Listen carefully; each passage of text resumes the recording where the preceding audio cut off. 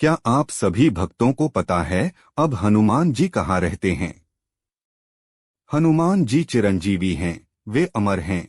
ऐसे कई संत हुए हैं जिन्होंने आधुनिक काल में विशेषकर तुलसीदास, श्री रामदास स्वामी और राघवेंद्र स्वामी ने हनुमान जी को देखा है। हाल ही में 21वीं सदी में एक घटना घटी जिसे आप भी जानकर आश्चर्यचकित हो जाएंगे। यह घटना रविवार 9 मई 1999 को हनुमान जी की रामायण पढ़ने की यह विचित्र तस्वीर पहली बार उत्तर पश्चिम दिल्ली के रोहिणी में श्रीनिवासन के घर में देखी गई थी और वहां से यह तस्वीर सभी जगह पर लोकप्रिय हुई। श्रीनिवासन ने कहा, यह हनुमान जी की तस्वीरों के कुछ मूल में से एक है। मैं मूल फोटो नहीं पा सका, लेकिन इसका फोटो नीचे के फोटो जैसा है। भारत सरकार हर साल गर्मियों के दौरान मानसून के हमले से पहले चयनित व्यक्तियों को चिकित्सा जांच के बाद अनुमति देती है और उन्हें कैलाश के पास मानसरोवर झील में समूहों में भेजती है। इस तरह के समूह आवश्यक रूप से विभिन्न राष्ट्रीयताओं और भारत के विभिन्न क्षेत्रों के विभिन्न लोगों से मिलकर बने होंगे। लोगों का एक समूह तीर्थ यात्रा के लिए मानसरोवर गया। चित्र लेने वाले भक्तों के समूह में से एक व्यक्ति ने एक गुफा के अंदर एक प्रकाश देखा। उस प्रकाश को फोटो में सुरक्षित किया और पता नहीं किन कारणों से कुछ ही समय बाद मौके पर ही उसकी मृत्यु हो गई। बाद में दोस्तों ने कैमरे से रोल को लाकर प्रिंट निकाला, तब ये फोटो सबके सामने आई। दूसरी तथ्य के अनुसार सेतु नामक श्रीलंका स्थित हिंदू संगठन ने बताया कि मातंग नामक जनजाति के बुद्धिमान व्यक्ति कोई और नहीं बल्कि श्री हनुमान जी है। सेतु ने यह भी बताया कि भगवान हनुमान जी हर 41 साल में मातंगों से मिलने आते हैं।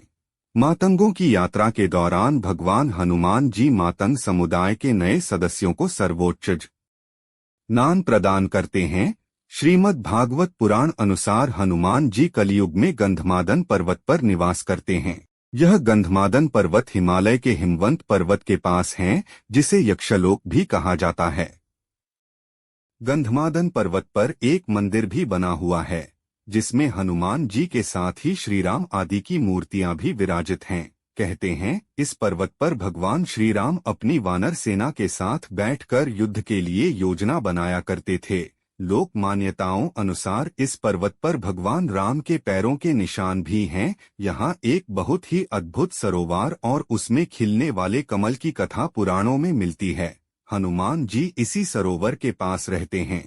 प्रतिदिन श्रीराम की पूजा करने के दौरान हनुमान जी यहाँ के कमल तोड़कर उन्हें अर्पित करते हैं। इस कमल को प्राप्त करने की इच्छा पौंड्र नगरी के नकली कृष्ण पौंड्रक ने व्यक्त की थी। तब उसके मित्र वानर द्वीत ने इसे लाने का प्रयास किया था, परंतु हनुमान जी के कारण वह ऐसा नहीं कर पाया। अज्ञातवास के समय हिमवंत पार करके पांडव गंधमादन के पास पहुंचे थे। इंद्रलोक में जाते समय अर्जुन को हिमवंत और गंधमादन को पार करते दिखाया गया है। एक बार भीम कमल लेने के लिए गंधमादन पर्वत पहुंच गए थे, जहां उन्होंने हनुमान जी को लेटे देखा। तब हनुमान जी ने कहा था कि तुम ही मेरी पूंछ हटाकर निकल जाओ, लेकिन भीम उनकी पूंछ नहीं हटा पाए थे। तभी भीम का बलवान होने का घमंड टूट गया था और उन्होंने हनुमान जी से क्षमा मांगी थी और उनसे अपने विराट रूप के दर्शन करने की इच्छा की थी। तब हनुमान जी ने भीम को अपना विराट रूप दिखाया था। गंधमादन में ऋषि, सिद्ध, चारण, विद्याधर, देवता, गंधर्व, अप्सराएं और किन्नर निवास करते हैं। वे सब यहाँ निर्भीक विचरण करते हैं।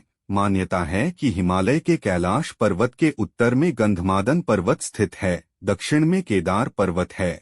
सुमेरु पर्वत की चारों दिशाओं में स्थित गजदंत पर्वतों में से एक को उस काल में गंधमादन पर्वत कहा जाता था, जो अपने सुगंधित वनों के लिए प्रसिद्ध था।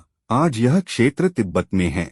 यहाँ पहुँचने के 3 रास्ते हैं। पहला नेपाल के रास्ते मानसरोवर से आगे और दूसरा भूटान की पहाड़ियों से आगे और तीसरा अरुणाचल के रास्ते चीन होते हुए। यदि मनुष्य पूर्ण श्रद्धा और विश्वास से इनका आश्रय ग्रहण कर लें